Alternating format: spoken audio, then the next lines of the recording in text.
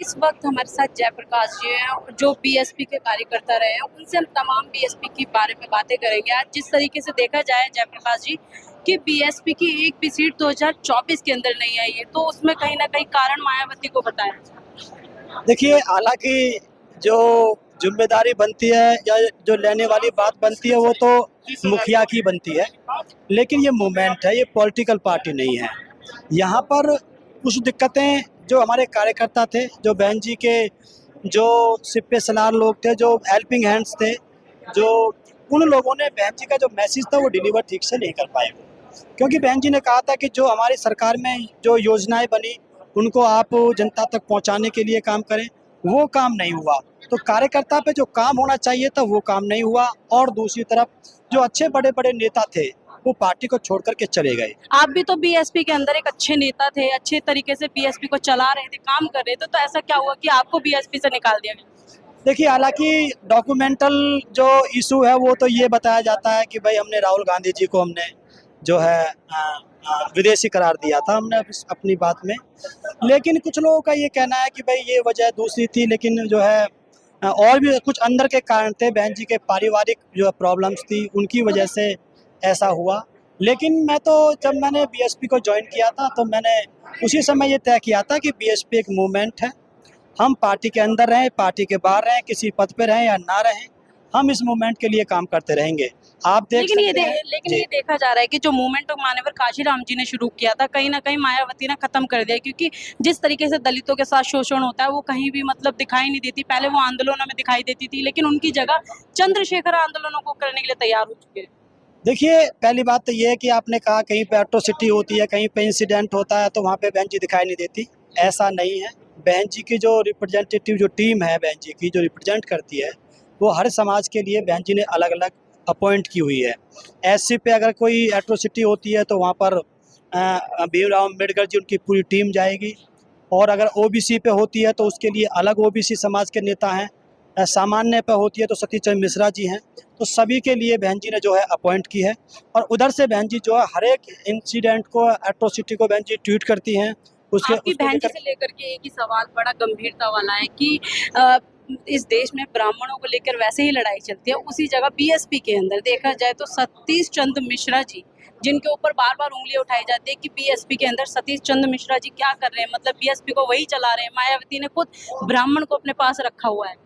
देखिए, हमारी लड़ाई ब्राह्मण के खिलाफ नहीं है, बुद्ध की लड़ाई ब्राह्मण के खिलाफ नहीं थी, कबीर की लड़ाई ब्राह्मण के खिलाफ नहीं थी, बाबा साहब की मान लीजिए, फूले को मान लीजिए, या संत रविदास जी की मान लीजिए, साहब कांशीराम जी की मान लीजिए, इनकी किसी की भी लड़ाई ब्राह्मण के खिलाफ नहीं थी, ब्राह्मणवाद के खिलाफ थी। सर, जब तक ब्राह्मण नहीं होगा तो ब्राह्मणवाद कहाँ से आएगा? ब्राह्मणवाद अलग चीज है, ब्राह्मण अलग चीज है। अगर आप देखें, बुद्ध का साथ सबसे पहले ब्राह्मणों ने दिया, संत कबीरदास जी का, संत रविदास जी का साथ ब्राह्मणों ने दिया, बाबा साहब का मनुस्मृति जलाने में साथ ब्राह्मण ने दिया, कालाराम मंदिर में प्रवेश करने के लिए बाबा साहब का साथ ब्राह्मण ने दिया, साहब कांशीराम का साथ ब्राह्मण ने दिया। तो कहीं ना कहीं ब्राह्मणों ने अगर इस मूवमेंट को नुकसान पहुंचाया है तो इस मूवमेंट को बचाने के लिए भी काम ब्राह्मणों के साथियों ने किया है। बीच में देखा जाता है कि कुछ टाइम रह जाता है, कहीं कि एक हफ्ता रह जाता है या 15 दिन रह जाते हैं कि इलेक्शन यूपी में होने वाले होते हैं, और उसी बीच में अगर आकाश आनंद जी बीजेपी को लेकर एक सवाल कर देते हैं तो मायावती जी उन्हें उत्तराधिकारी पद से भी हटा देती है और कहें कि बीएसपी पार्टी से भी निकाल देती है, लेकिन 44 दिन के बाद वो मैच्योर भी कर देती है और 44 दिन के अंदर आकाश आनंद जी को ले लेती है। देखिए, ये सवाल बहन जी से बनता है, मुझसे तो नहीं बनता।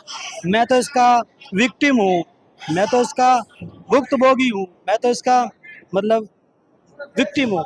तो ये तो वहाँ से बनता है, ये मुझसे तो नहीं बनता। ये बात है समाज के बीच में कि भाई जयप्रकाश 6 साल से है, और वो तो इमेच्योर भी नहीं बताया था बहन जी ने, आकाश भाई को इमेच्योर बताया। दूसरी बात, लोगों का ये कहना है कि उनके भतीजे थे जयप्रकाश, लेकिन ये बताया जाता है ना कि वो बीजेपी से डर गई थी, इसलिए उन्होंने अनमेच्योर बता करके उन्हें पद से हटा दिया, पार्टी से निकाल दिया और 44 दिन के बाद मैच्योर करके पार्टी में दोबारा बुलाया। मैच्योरिटी वर्ड के इस्तेमाल बीजेपी की वजह से किया है, ऐसा कोई तथ्य नहीं बनता है, ऐसे फैक्ट्स नहीं बनते हैं। अगर उनको ऐसे हटाना होता तो कहते कि भैया पार्टी विरोधी शब्द इन्होंने प्रयोग किए हैं, इनको हटाया जाता है। उसके लिए इमेच्योर मैच्योर बोलने की कोई आवश्यकता नहीं थी। तो यहाँ बीजेपी का डर वाला कोई मैटर बिल्कुल नहीं करता है। पहले आपको निकाला पार्टी से, फिर आकाश आनंद को निकाला, फिर उसके बाद सुरजीत सम्राट को भी पार्टी से निकाल दिया। अब आकाश आनंद को सबसे पहले पार्टी के अंदर बुला लिया, फिर आप सुजीत सम्राट जी को तो बुला लिया है, मुझे नहीं बुलाया है। मैं पार्टी में नहीं हूँ अभी तक। अगर मैं पार्टी में आ गया, देखिए सुरजीत आनंद जी को बुला लिया है, मगर मुझे पार्टी से क्यों निकाला गया और मुझे अभी तक नहीं बुलाया गया? नहीं आकाश भाई को करा दिया है, मेरा बचा हुआ है, तो मैटर जो है मेरा है। और मैं तो ये मानता हूँ, लोग भी कहते हैं एक बार अगर जयप्रकाश की वापसी माननीय बहन जी कर लेती हैं तो पूरे देश में लाखों जगह खुशियाँ मनाई जाएंगी। उसी की प्रतीक्षा में पूरे देश का युवा बैठा हुआ है कि जयप्रकाश की वापसी कब हो। जब वो 44 दिन में मैच्योर हो सकता है भाई, तो मुझे तो 6 साल से ऊपर हो गए, तो आप मेरे तो डबल मैच्योर हुए। मैं इमेच्योरिटी की तो बात ही नहीं थी। यहाँ तो बात यह है कि जो मुझ पर गलती हुई है उसकी सज़ा 6 साल तक की बनती है, कॉन्स्टिट्यूशनल तरीके से, पॉलिटिकल तरीके से भी। तो वो मेरी सज़ा पूरी हो गई है। एक बार मुझे मौका दिया जाए, फिर हम पार्टी को आगे बढ़ाएंगे। चलिए हमारे साथ जयप्रकाश जी थे जो बीएसपी के कार्यकर्ता थे, और किसी कारण से जो कि मायावती जी ने 6 साल पहले उन्हें पार्टी के अंदर से निकाल दिया था, लेकिन बात रही है कि आकाश आनंद को 44 दिन बाद मैच्योर कर करके पार्टी के अंदर बुला लिया। दूसरी तरफ देखा जाए कि सुरजीत सम्राट को भी बुला दिया, लेकिन अभी तक दूर दूर तक जयप्रकाश जी का नाम नहीं है। पूरी इस वीडियो के बारे में आपकी क्या प्रतिक्रिया है, कमेंट बॉक्स में जरूर बताएं, ताकि